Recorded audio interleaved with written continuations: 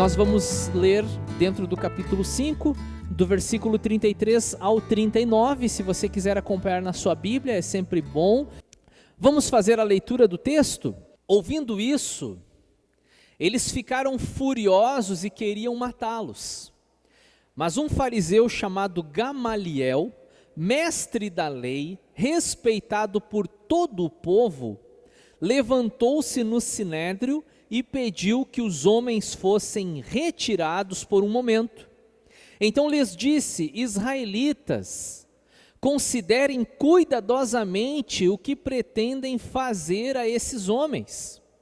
Há algum tempo apareceu Teudas, reivindicando ser alguém, e cerca de 400 homens se juntaram a ele. Ele foi morto, todos os seus seguidores se dispersaram e acabaram em nada. Depois dele, nos dias do recenseamento, apareceu Judas, o Galileu, que liderou um grupo em rebelião.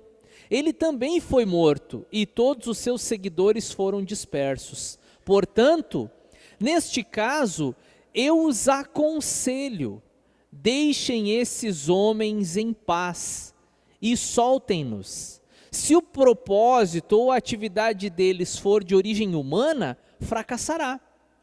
Se proceder de Deus, vocês não serão capazes de impedi-los, pois se acharão lutando contra Deus. Até aqui. E aí a gente na semana que vem continua, porque o resultado, o desfecho desse conselho que o Gamaliel, membro desse sinédrio, composto por 72 membros, se não me falha a memória, o Gamaliel dá esse conselho: então, gente, não vamos colocar as mãos sobre eles, não vamos matar, não vamos tirar a vida desses homens, mas se é uma obra humana, daqui uns dias vai desaparecer, como o exemplo que ele deu, os dois exemplos que ele deu ali, mas corremos o risco, de estarmos lutando contra Deus, e aí é complicado para nós.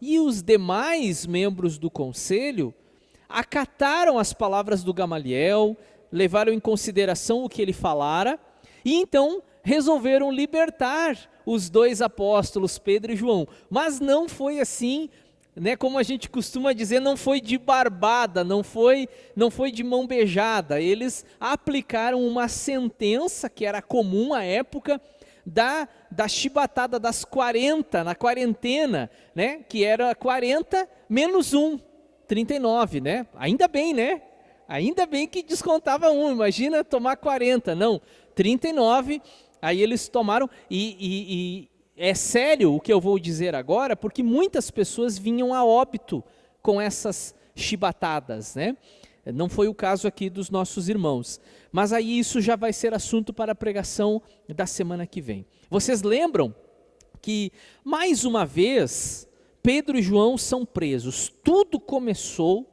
nós já estamos no capítulo de número 5, mas tudo começou no capítulo de número 3. Vocês vão lembrar, o que acontece no capítulo de número 3? Tinha um mendigo aleijado que era colocado na entrada do templo e pedia esmola para as pessoas que iam cultuar ao Senhor. E esse homem olha para Pedro, olha para João, espera receber deles alguma coisa, uma esmola, e Pedro diz para ele: olha, nós não temos nem ouro nem prata, mas aquilo que nós temos nós vamos te dar. Então, com aquela autoridade que eles recebem de Jesus, ele declara: em nome do Senhor Jesus, levanta e anda. E o homem passou então a andar. E isso causou então um rebuliço, porque aquele homem, ele andava para lá e para cá, saltitando, como diz o texto, louvando a Deus, e as pessoas diziam: mas para aí, não era paralítico aquele que estava ali no templo e agora está aí saltando, andando com as próprias pernas? E aí os discípulos de Jesus, os apóstolos, eles foram interrogados por esse tribunal chamado Sinédrio, que era o Supremo Tribunal dos Judeus. Eles foram interrogados pelo fato de terem curado. E a pergunta foi: com que autoridade ou em nome de quem vocês fizeram isso? Se vocês prestarem atenção na leitura e derem continuidade à leitura, vocês vão perceber que o que motiva principalmente esses homens a agirem com tanta raiva, com tanta veemência contra os servos de Deus, a inveja. A inveja é um dos maiores fatores aqui, agravantes. Por quê? Porque eles são os representantes religiosos diante do povo, eles que falam em nome de Deus, são eles que detêm os ensinamentos, né? E o sinédrio ali, ele é dividido em dois grupos, né? Os fariseus, que é o caso do Gamaliel, que a gente vai estudar hoje, os fariseus, eles tinham esse, vou dizer assim, costume, a prática de examinar as escrituras. Eles eram doutores, eles eram mestres, eram peritos na lei. E os saduceus, que na sua grande maioria fazia parte da casta sacerdotal, descendentes de Arão, e eles são saduceus porque eles vêm da linhagem de Zadok, um sacerdote, um antigo sacerdote, então de Zadok, Zadoqueu, saduceu. Então, os que dominavam as escrituras e os que dominavam o ofício, a liturgia no culto, eram aqueles que compunham então o sinédrio. Eles eram os representantes religiosos e eles interrogam: em nome de quem vocês fizeram isso? Vocês não têm autorização para curar ninguém. Vocês não têm autorização para falar nesse nome. E é engraçado que Lucas, a maneira como Lucas constrói o texto, Lucas nem sequer diz que eles mencionaram o nome de Jesus. Ao que parece, eles tinham até medo de mencionar esse nome. Esse nome aí que vocês estão usando, mas eles próprios não falam o nome de Jesus. E aí Pedro, acompanhado de João, mas nesse momento aqui Pedro, ele é o personagem em evidência no livro, né? Pedro, ele assume a liderança, ele toma a palavra e ele começa a pregar para aqueles homens ali, prega na rua, prega dentro do sinédrio, onde ele é levado, ele testemunha que sim, que eles estão falando em nome de Jesus, que eles estão falando em nome daquele que aqueles homens ali mataram. E essa é uma questão um pouco delicada, porque eles vão dizer o seguinte: nós não matamos ninguém, vocês estão querendo nos fazer culpados do sangue desse homem, mas nós não temos nada a ver com isso. Por que eles gostavam de falar assim? Porque legalmente, juridicamente falando, eles não tinham autoridade de execução, de aplicar pena capital. Eles não tinham essa autoridade era dos romanos. Mas claro que era uma maneira também deles driblarem, né, a condenação, a culpa. Por quê? Porque não foram eles de fato que pregaram as mãos de Jesus na cruz. Não foram eles de fato que aplicaram um golpe com uma lança no lado, né, na costela de Jesus. Não foram eles que fizeram isso, mas foi por conta daquilo que eles apresentaram diante de Pôncio Pilatos e também de Herodes, que Jesus foi crucificado. Ou seja, eles são culpados, porque eles entregaram, e isso inclusive é profético, eles o entregaram nas mãos dos gentios, para que os gentios fizessem isso com ele, né? E essa é a tônica, esse é o teor da pregação de Pedro: vocês mataram, foram vocês que condenaram, mas esse a quem vocês mataram, o Senhor, o nosso Deus, o ressuscitou e fez dele Senhor e Cristo, ou seja, é o Messias. E é nesse nome que nós vamos continuar falando. Nós somos testemunhas destas coisas e para nós é mais importante obedecer Deus do que homens. Então é nesse sentido que agora eles vão ao cárcere, são presos, que foi a minha última pregação, não na semana passada, na anterior. Só que acontece algo extraordinário, e Deus de vez em quando faz coisas extraordinárias. A gente não vive buscando sempre que Deus faça a todo dia, a todo momento, a todo instante coisas extraordinárias, porque Deus também, Ele faz, Ele age, Ele é presente na nossa vida, como diz o pastor Ricardo Agreste, que frequentemente eu escuto. Deus também faz de maneira ordinária. Ordinária no sentido assim, comum, na minha saúde, no emprego, na segurança, na família, né, no sustento, coisas do dia a dia. Deus se move de maneira ordinária, sim, mas de vez em quando ele também faz algo extraordinário. E é interessante nós pensarmos que os milagres que a gente tanto menciona na Bíblia, no Novo Testamento, vocês já pararam para pensar se milagre acontecesse a cada instante, a cada culto, a cada reunião nossa, a cada oração nossa, iria desconfigurar esse conceito do que é miraculoso, sobrenatural, para passar a ser algo comum, cotidiano, do dia a dia. Então, por isso que milagre é algo extraordinário, né? Sobrenatural. Ainda que eu gosto de pensar assim, quando a gente diz Deus vai fazer algo sobrenatural, tudo que ele faz é sobrenatural, porque está sobre a natureza humana, né? Tudo que Deus faz é sobrenatural, mas é sobrenatural para nós, porque para ele faz parte dos seus atributos, da sua natureza divina, criadora, poderosa, soberana, né? E esse é o nosso Deus que faz da maneira como ele quiser. E naquele dia, Deus quis então enviar um anjo que passa por entre os soldados, por entre as sentinelas, que abre a prisão, que põe eles do lado de fora, sem fazer barulho, e aqueles homens, pela manhã, quando são requisitados, eles vão até a cela para tirar esses 2 homens para continuar lá o seu julgamento, e eles não estão mais lá. Mas eles não estão lá e não tem nenhuma violação, não tem um cadeado aberto, não tem uma corrente rompida, não tem uma grade na janela que foi de alguma forma violada. Os guardas estão ali o tempo todo e eles podem dizer, não, aqui não passou ninguém. E de repente alguém chega e dá uma notícia, os homens que vocês estão procurando estão lá, publicamente pregando. Eles não apenas são libertos de uma maneira sobrenatural, como continuam fazendo aquilo que eles estavam fazendo. Eles não param, eles não desistem, eles não voltam atrás, eles não retrocedem. Isso fala muito conosco na nossa vida cristã, na nossa fé, naquilo que nós precisamos ser e fazer como discípulos de Jesus. E aí, sem nenhuma violência, eles são conduzidos de novo ao Sinédrio. E por que sem nenhuma violência? O próprio texto aqui nos deixa claro, porque esses homens agora, eles estão alcançando a popularidade, eles estão alcançando a atenção do povo. O povo está vendo aquilo ali e está maravilhado.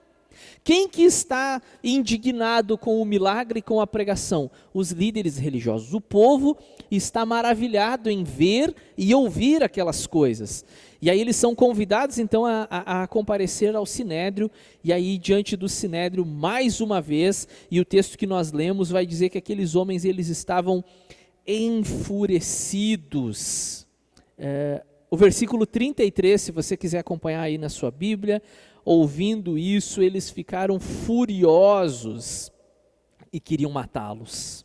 Os membros do Sinédrio, os, entre aspas, representantes de Deus, do culto, da liturgia, da lei, da palavra de Deus, eles queriam matar alguém, porque este alguém estava fazendo milagres em nome de Deus, estava falando a respeito do Filho de Deus, e por isso essa era a pena deles, né? E interessante como Pedro questiona eles numa ocasião um pouco antes desse texto, que diz assim: vocês estão nos questionando pelo um bem realizado a um homem. Nós não fizemos mal a ninguém, nós estamos sendo condenados, nós estamos sendo arguidos, nós estamos sendo confrontados por termos feito o bem, nada mais nem menos do que apenas o bem. E aí então nesse momento entra em ação um personagem que, segundo historiadores, ele é neto do grande escriba, né, mestre Hilel, fundador de uma das mais importantes escolas rabínicas de estudo, de ensino e de interpretação das Escrituras. O nome desse cidadão é, como vocês leem no texto, Gamaliel. Gamaliel, que se torna conhecido não apenas por essa passagem aqui, mas principalmente porque se trata-se da mesma pessoa, porque existe o risco de não ser, mas a tradição considera como sendo a mesma pessoa, né? É o professor do apóstolo Paulo. E lá no final do livro, do capítulo 20 em diante, acho que se não me falha a memória, diante do rei Agripa, Paulo diz que ele é fariseu, que ele é zeloso pela lei, que ele nasceu em Tarso, na Cilícia, mas ele foi criado aqui nessa cidade. Ou seja, já criança, já na infância, veio morar e estudar na capital, Jerusalém, e estudou aos pés de Gamaliel. Ou seja, né, essa era uma expressão para dizer que ele era um aluno, um discípulo, porque eles ficavam sentadinhos no chão e o mestre aqui num tablado falando, ensinando, usando aquela mesa onde eles abriam o rolo, né, aquela mesa se chama bima. Talvez do outro lado de uma bima estava ali Gamaliel instruindo e Paulo, criança, sei lá, cerca de uns 12 anos, talvez ali sentadinho ouvindo o Gamaliel. E quando você lê as cartas paulinas e entende um pouco da jornada do apóstolo Paulo, se a gente se impressiona com o conhecimento bíblico de Paulo, aí a gente fica pensando o que sobra para o Gamaliel, né, que foi o professor do Paulo.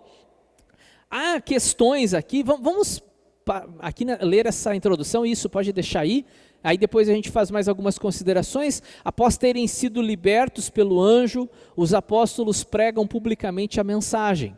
São convocados novamente ao tribunal enfurecido, porém, a opinião de um ancião traz um novo desfecho.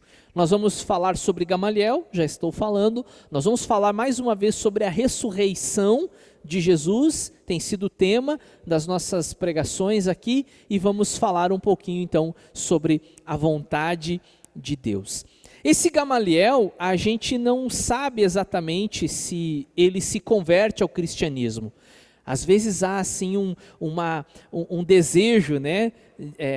A gente não sabe em que momento que começa a se falar isso, que chama-se de tradição cristã. Não, o Gamaliel se converteu, foi um grande missionário na Índia, no Alasca, ou sei lá onde, né? Mas não tem nenhum material que comprove isso. Então eu particularmente, eu prefiro ficar... Olha, a gente não sabe se ele se converteu porque não tem um material bíblico e nem extra-bíblico assim concreto, sólido, né? Tem muita especulação por aí e a gente não vai atrás dessas especulações. O que a gente vê aqui no texto... mas o Gamaliel, ele apresenta características de um convertido, porque ele defende os discípulos, ele defende os apóstolos, ele não deixa que matem os apóstolos. E se a gente parar para pensar e fazer uma análise de que Gamaliel é um fariseu, tá? E os fariseus, eles não apenas creem, mas eles também pregam a ressurreição. E o outro grupo majoritário dentro do Sinédrio, inclusive o sumo sacerdote, que é ao mesmo tempo o presidente do Sinédrio, eles são saduceus, e os saduceus eles não reconhecem, eles não admitem a possibilidade de ressurreição.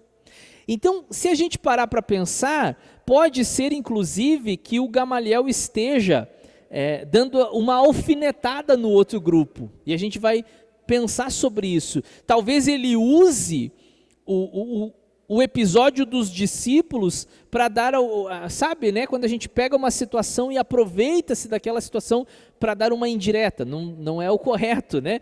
Mas talvez o Gamaliel esteja fazendo isso, e a gente vai pensar um pouquinho sobre isso também, para entendermos um pouco. Vamos pensar sobre esse detalhe aqui: os movimentos perdem força com a morte do líder. Essa aqui, eu não estou dizendo que eu concordo com isso aqui, tá?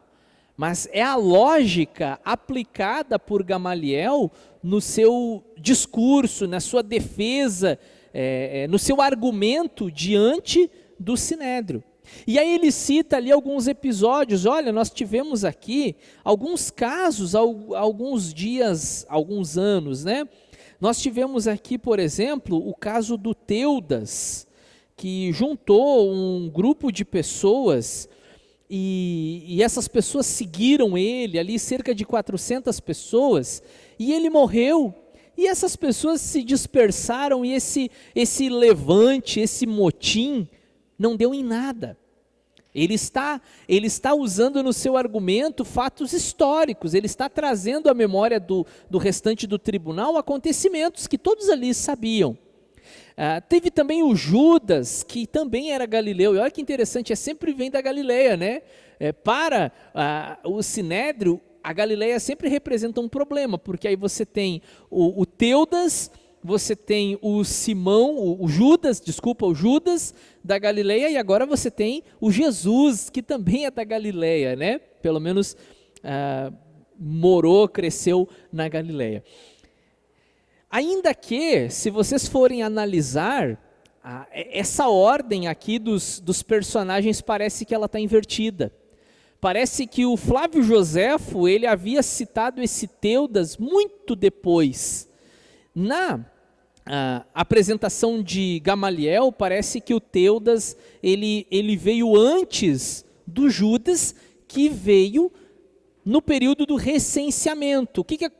Só para a gente se localizar na história, o período do recenseamento foi a época que a Maria estava grávida. Lembram disso?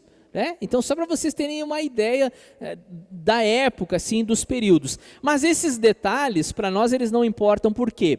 Lucas pode ter se equivocado na ordem do registro, e o próprio historiador Flávio Joséfo também pode ter se equivocado com as datas, e ainda uma terceira possibilidade, como dizem alguns comentaristas, pode ser que Lucas e Flávio Joséfo não estivessem falando da mesma pessoa, o que é pouco provável, mas também pode acontecer. O que Gamaliel está dizendo para o Sinédrio é que toda vez que o líder de um movimento morre, esse movimento perde força. Esse é o argumento que ele está apresentando. Gente, vocês, em outras palavras, parafraseando um pouco assim Gamaliel, tentando imaginar o que Gamaliel diria naquele dia, vocês estão aí discutindo prender esses homens aqui, matar esses homens, vocês vão manchar as mãos de vocês com os homens que são representantes de um profeta que já está morto. Vocês não lembram que isso já aconteceu no passado, e toda vez que um profeta, um líder, um revolucionário morre, o seu grupo dispersa. Gamaliel está tentando trazer a atenção deles para esse detalhe. Só que, nesse ponto aqui, Gamaliel está certo. Gamaliel está certo. Se a gente olhar para essa frase, os movimentos perdem força com a morte do líder, Gamaliel tinha razão. Só que por que a fé cristã, eu não gosto de chamar de cristianismo, porque naquele momento ainda não é o cristianismo, mas enfim, vocês entendem, né? Se eu falar aqui o cristianismo, por que o cristianismo, por que o evangelho não perde força? Porque o líder não está morto. Essa que é a grande questão. Se ele tivesse morto, assim como o Teudas, e assim como o Judas da Galileia, iria enfraquecer o movimento. Mas é justamente o contrário que está acontecendo. Cada vez esse movimento se fortalece mais. E o que motiva esse movimento, o que encoraja, o que impulsiona eles? O fato de que o líder deles não está morto, está vivo. Olha que coisa interessante. Então, o Gamaliel tinha razão. A morte do líder enfraquece o movimento. Só que o que ele não contava, imagino eu, é que o líder do Pedro e do João não estava morto. Estava vivo, como ele mesmo diz, pelos séculos dos séculos. Estive morto, mas agora estou vivo. Vamos para mais uma linha de raciocínio. E aí sim, eu cogito aquela possibilidade de uma alfinetada. Mas Gamaliel, vamos imaginar assim um diálogo que Lucas não colocou aqui, mas Gamaliel, esses camaradas aqui, eles estão dizendo que o líder deles ressuscitou. Gamaliel, eles estão defendendo com unhas e dentes que esse camarada aí que a gente mandou que a gente não, né? Que os romanos mataram, nós não tivemos nada a ver com isso, que os romanos mataram, está vivo, ressuscitou. Mas para aí, vocês não são aqueles que dizem que não há ressurreição? Por que vocês estão brigando contra uma coisa que vocês dizem que não existe? É como o ateu que tenta provar a inexistência de Deus, né? Vocês já perceberam que o ateu, ele briga, ele luta, ele discute para provar que Deus não existe. Um Deus que ele não acredita não existe. Não faz muito sentido você tentar provar a inexistência daquele que você diz que não existe, você brigar, você discutir. Na verdade, tem que provar primeiro para si, né? O problema é consigo sobre a existência ou não.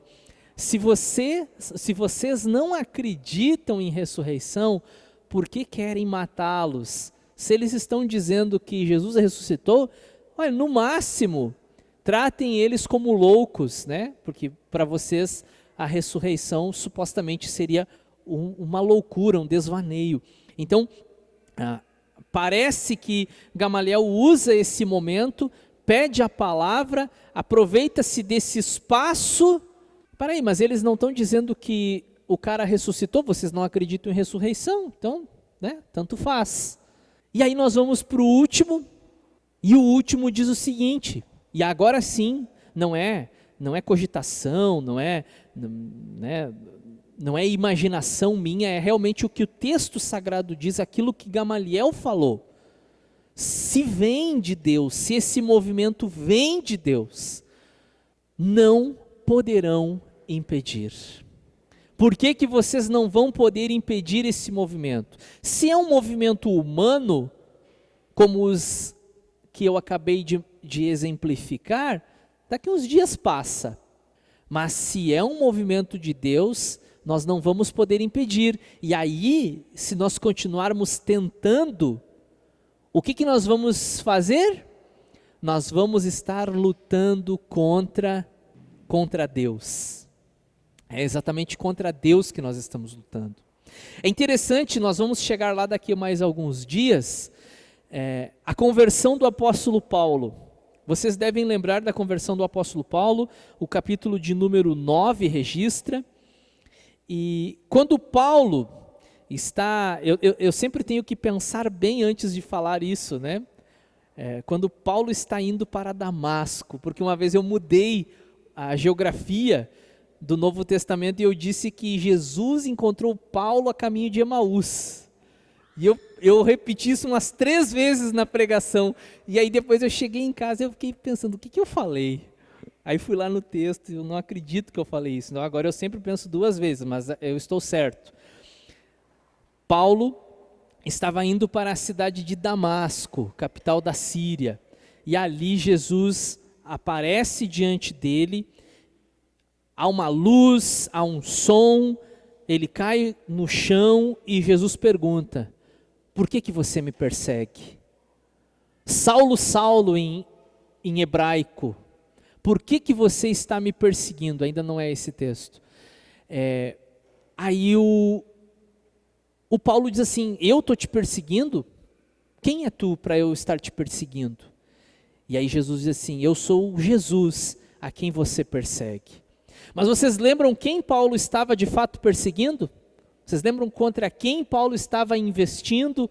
Quem ele estava matando, lançando na prisão, arrastando de dentro de casa, como o texto, a palavra de Deus nos mostra? Ele estava fazendo isso com a igreja.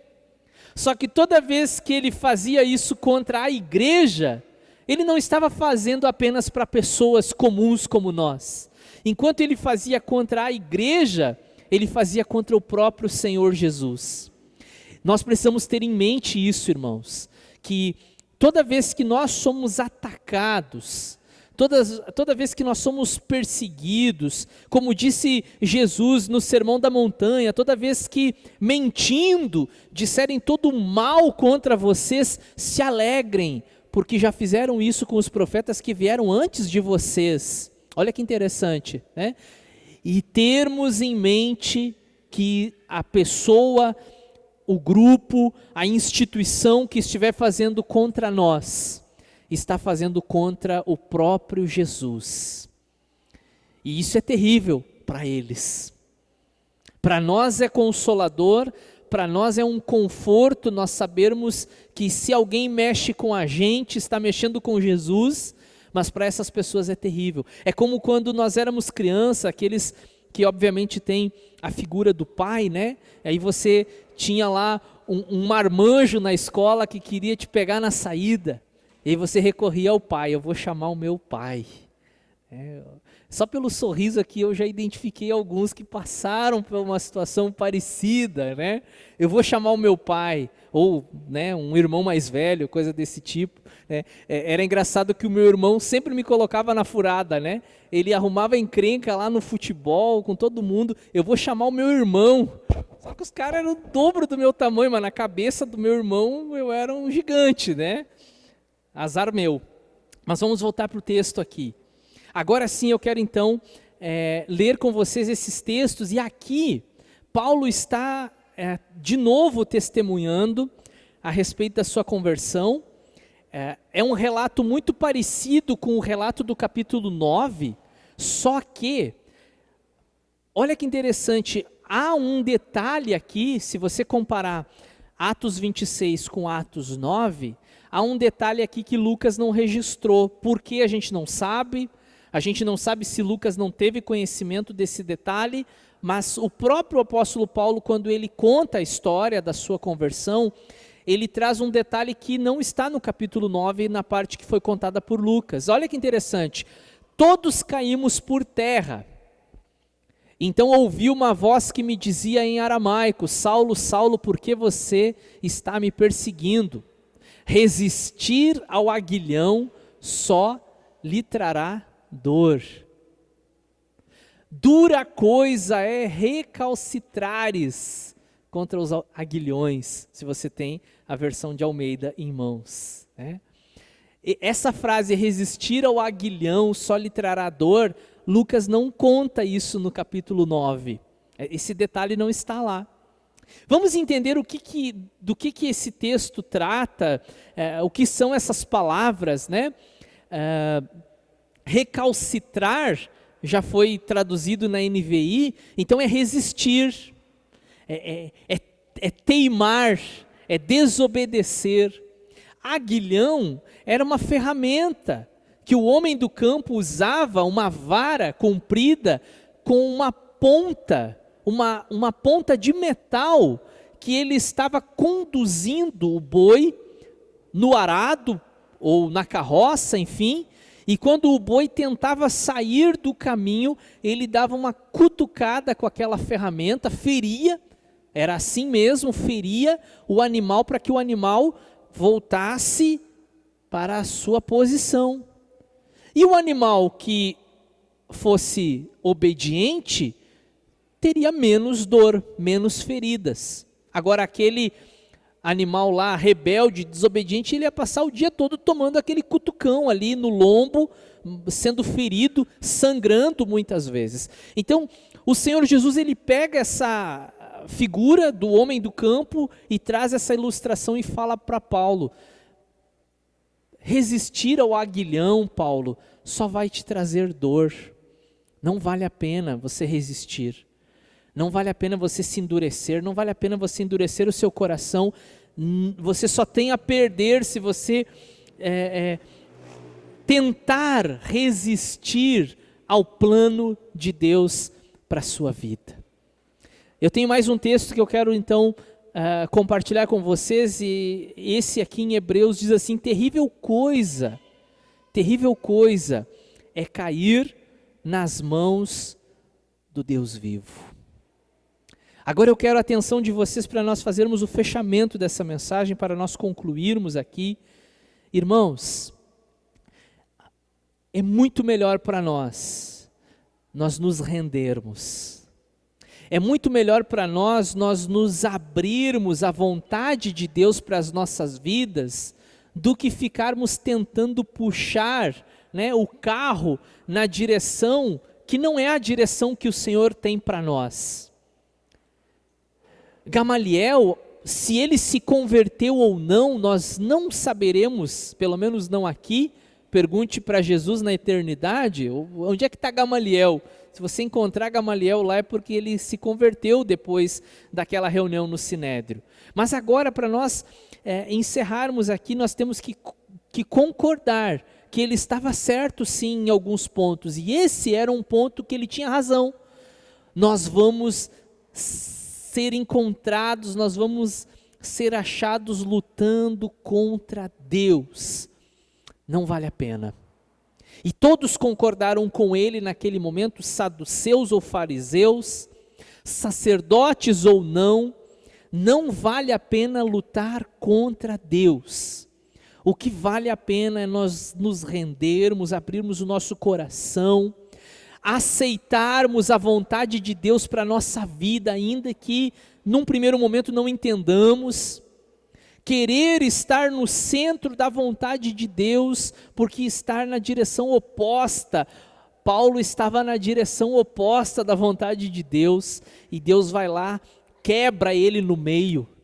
Essa semana a Bruna me mostrou uma frase ali do Charles Spurgeon: toda vez que Deus quer fazer um homem grande, primeiro Deus vai lá e quebra ele no meio, para fazer dele um homem grande. E esse quebrar de Deus, irmãos, é maravilhoso, é gostoso, uau, coisa boa ser quebrado por Deus. Não é. É duro, é doloroso, quebra com o nosso orgulho. Como outra frase que eu li, Deus não está interessado em ferir o teu ego, Deus quer matar o teu ego. É isso que ele quer fazer. Eu não quero ir naquela igreja, eu não quero ouvir aquele pastor porque vai ferir o meu ego. Deus não quer ferir o teu ego, Deus quer matar ele, quer aniquilar, quer acabar com ele, porque só assim, nós morrendo para nós mesmos, viveremos para Deus. É só assim. E aí eu tenho uma frase que eu escrevi em um material há um tempo atrás, acho que foi numa lição da revista dos jovens que eu escrevi, e eu lembrei dessa frase e coloquei aqui: não queira estar onde Deus não te quer. Tem muita gente querendo estar onde Deus não quer ela. Tem muita gente querendo estar no ministério, na liderança, no pastorado, mas Deus não quer ela lá.